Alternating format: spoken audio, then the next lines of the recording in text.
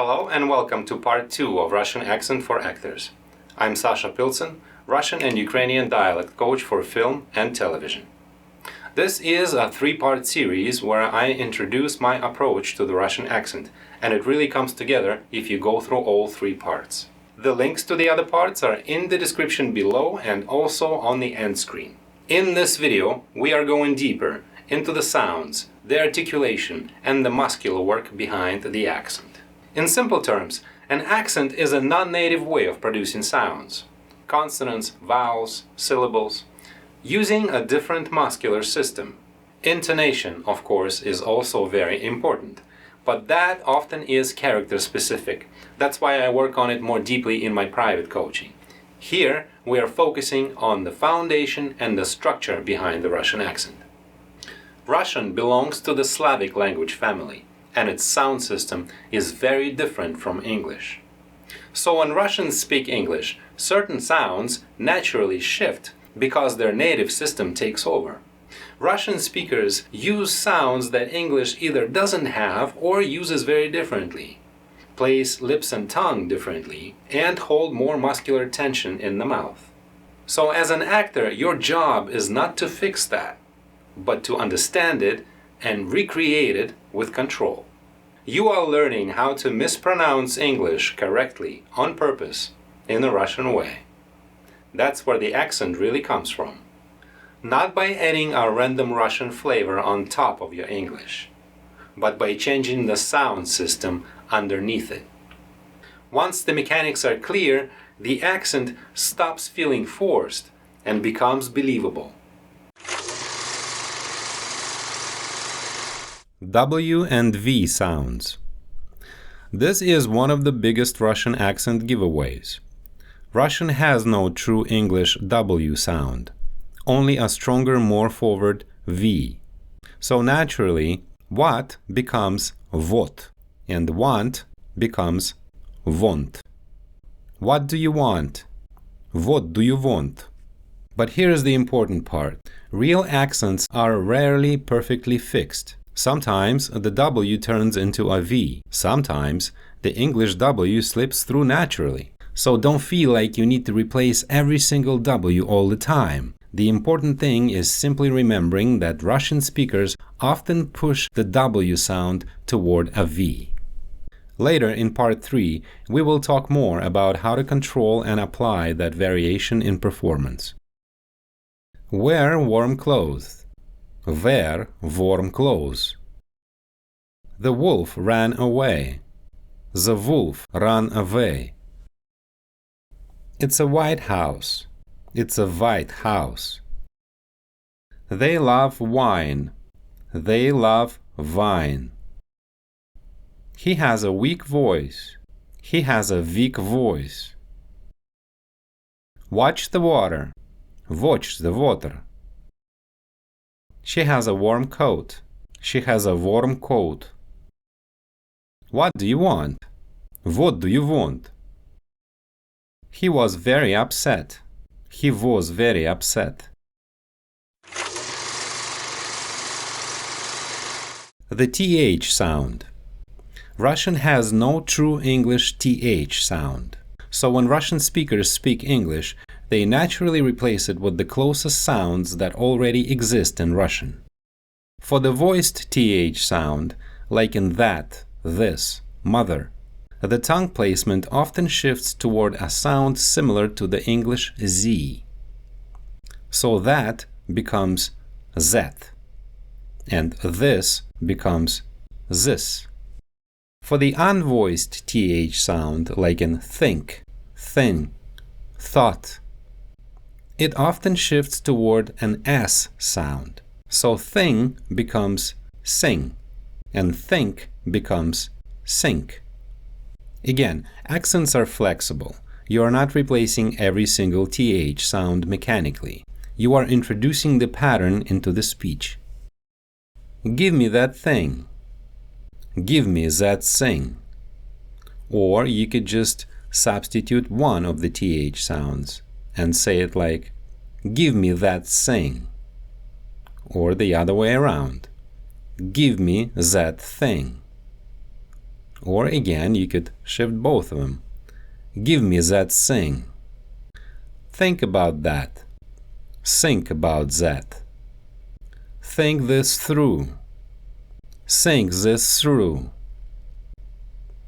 That's the thing. That's the thing. Or that's the thing. This is the third time. This is the third time. That's not the thing. That's not the thing. Throw something. Throw something. There's nothing there. There is nothing there. I don't think so. I don't think so. Think. Think. Thank. Thank. Thank you. Thank you. Mother. Mother. Weather. Weather. Together. Together. Three. Three. Thirsty. Thirsty.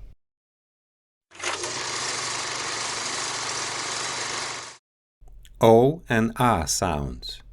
English often uses blended vowel sounds in words like what, small, tall, oven, onion, somewhere between A and O. Russian speakers usually don't blend those vowels in the same way. Instead, they tend to lean more clearly toward either an A sound or an O sound. So words like small becomes small, what becomes vot, onion, onion, oven, oven. This happens because Russian vowels are often more direct and clearly shaped, while English vowels tend to slide and blend more. That's a small oven. That's a small oven. He's a tall man. He's a tall man. Call the doctor. Call the doctor. What time is it? What time is it? Wash the coffee mug. Wash the coffee mug. Slice the onion. Slice the onion. I have an audition. I have an audition. The audience was quiet. The audience was quiet.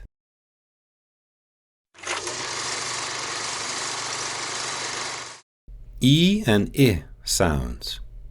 Another very common mix-up in Russian accents happens between the English I and E sounds. English makes a strong distinction between them. A shorter I sound like in sit, or a longer E sound like in seat.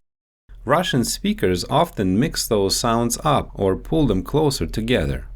So words like live may start sounding closer to leave, ship closer to sheep, fill, feel, and so on.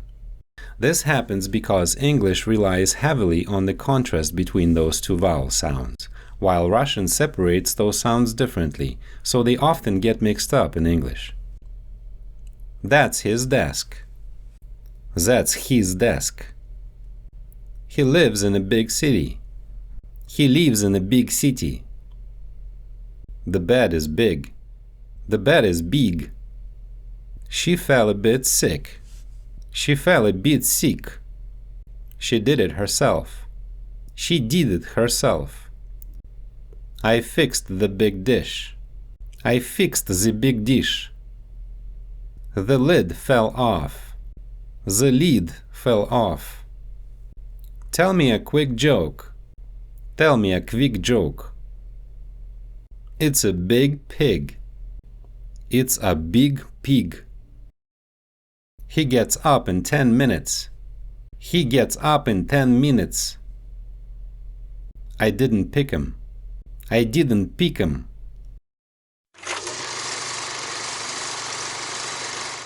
A and E sounds.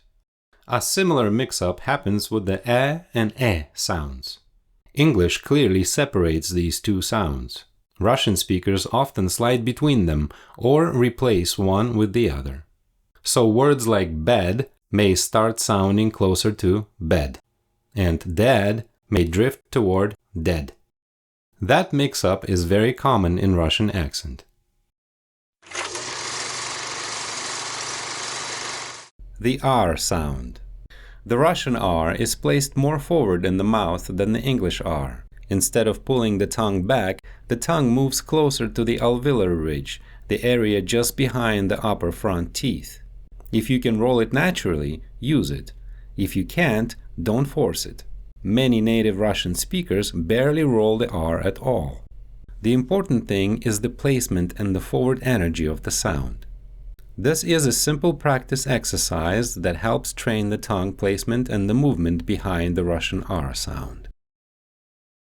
Put the tip of your tongue on the alveolar ridge, right behind your upper front teeth. Ta ta ta ta ta, da da da da da, da da da da, la la la la, ra ra la la, ra ra ra ra ra ra ra, r r.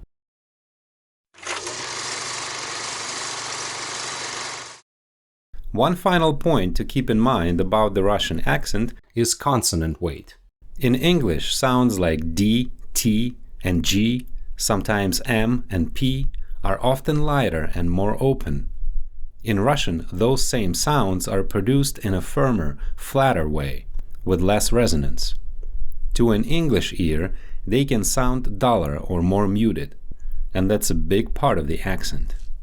Think of the sound as heavier and more muscular. Let your lips stretch slightly forward, almost as if you're shaping the sound outward. There's more firmness in the mouth, less relaxation. The tongue tends to press higher and closer to the back of the upper teeth, creating a denser, more grounded contact. In English, those same consonants are lighter. The tongue touches slightly further back on the alveolar ridge just behind the teeth, and the lips stay more neutral or even pulled slightly back, widening the mouth. So the shift isn't just about sound, it's about posture. Russian consonants tend to feel more engaged and forward, with more muscular tension in the lips and tongue. English consonants feel lighter, more released, and often carry a bit more ring or resonance. Do, do. Day, day. Doctor, doctor. Time, time. Total, total. Tell, tell. Go, go. Good, good. Going, going. Take your time, take your time. Get down, get down. Don't go, don't go. Do it today, do it today. Here's a gift to give. Here's a gift to give. Have a good day. Have a good day. The bigger difference is physical. Russian speech tends to carry more tension in the mouth.